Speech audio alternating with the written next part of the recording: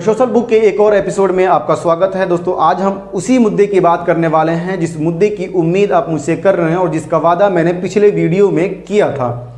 दोस्तों चलिए जानते हैं उस बेवड़े के बारे में जिसने कुरान की 26 आयतों को हटाने की PIL सुप्रीम कोर्ट में फाइल किया। हाँ जी भाई, लगा फोटो उस बागड़ बिल्ले की? ये नहीं यार, अगर इससे भी बुरा हो ना वो वाला लगा। हाँ जी, तो ये हैं सिया वक्फ बोर्ड के पूर्व चेयरमैन वसीम रिजवी, जिन्होंने कुरान की 26 आयतों को हटाने की मांग सुप्रीम कोर्ट से किया है। दोस्तों इससे पहले कि हम इसकी गंदी ओछी राजनीतिक करियर के बारे में जाने, मैं चाहूंगा कि थोड़ी सी समझ लेते हैं कि PIL होता क्या है और इसे कौन लोग दायर कर सकते हैं।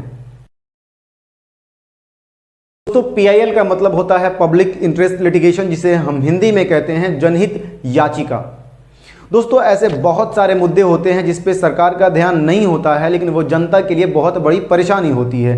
ऐसे हालातों में कोई भी व्यक्ति या संगठन उस मुद्दे के खिलाफ सुप्रीम कोर्ट या हाई कोर्ट में अपील दायर कर सकता है, जिसे हम जनहित याचिका कहते हैं।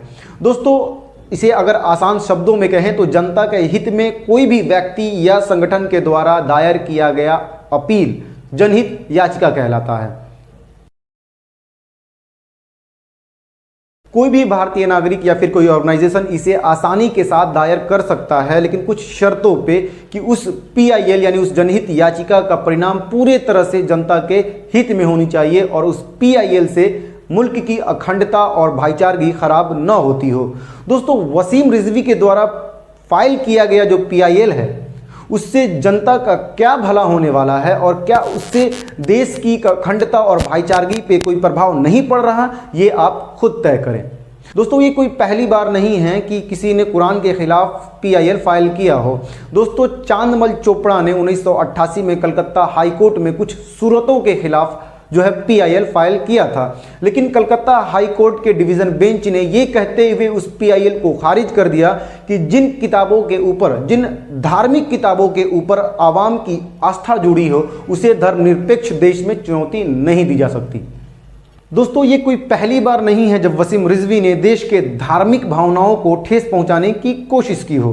दोस्तों एक मौके पर इसने कहा था कि बाबरी मस्जिद सहित 9 विवादित मस्जिदों को गैर मुस्लिमों को जो है सौंप देने चाहिए, क्योंकि ये हिंदुस्तानी धरती पर कलंक है। दोस्तों उसके बाद ये बयान देता है कि जो इस्लामिक झंडा है वो पाकिस्तानी झंडे जैसा दिखता है, इसलिए जो है उसके फहराने वाले के ऊपर जो है कानूनी कार्रवाई होनी चाहिए। दोस्तों फिर ये प्रधानमंत्री नरेंद्र मोदी को एक खत लिखता है जिसमें वो कहता है कि जो मदरसे हैं वो कट्टरपंथी के अड्डा है, इसलिए उनके ऊपर ताला लगाया जाए। मतलब वसीम रिजवी ने उन सारे हथकंडों को अपनाया जिससे इस्लाम धर्म को बदनाम किया जा सके। साल 2019 में इसने एक फिल्म बनाई जिस फिल्म का नाम था राम की जन्मभूमि, जिसके जो डायरेक्टर थे वो सरोज मिश्रा थे और उस फिल्म का स्टोरी राइटर खुद ये बागड़ बिल्ला था। दोस्तों 29 मार्च 2019 को रिलीज हुई इस फिल्म में राम मंदिर, बाबरी मस्जिद के अलावा हलाला जैसे बेबुनियाद मुद्दों के ऊपर भी बातें की गई थी। मतलब दोस्तों अगर आप इस फिल्म को देखेंगे तो इसकी गंदी, गहरी और ओछी मानसिकता बिल्कुल साफ झलक जाएगी। अब इसने कुरान की 26 आयतों को हटाने का PIL सुप्रीम कोर्ट में फाइल किया है। दोस्तों इससे साफ जाहिर हो जाता है कि ये ना तो देशभक्त है और ना ये मुस्लिम है। ये देश के वो गंदे कीड़े हैं, वो दीमक हैं जो देश की भाईचारगी को दीमक बन के चाट रहे हैं। दोस्तों अब मैं जाते जाते मैं आप सभी से अपील करना चाहता हूं कि दोस्तों ये वसीम रिजवी जैसे पागल लोगों की बातों को दिल पे ना लें। ये मैं ही नहीं, इसका भाई खुद कह रहा है कि जो इस वसीम रिजवी है वो पागल हो गया है। दोस्तों ये लोग अपनी राजनीतिक फ़ायदे के लिए अपनी देश के भाईचारगी और अखंडता को जो है कीड़े बन के खा रहे हैं। इसलिए मैं आप सभी से गुजारिश करता हूँ कि वसीम रिजवी जैसे लोगों के बातों पर ध्यान न दें। दोस्तों अब मैं जाते जाते वसीम रिजवी जैसे लोगों को एक संदेश देना चाहता हूं।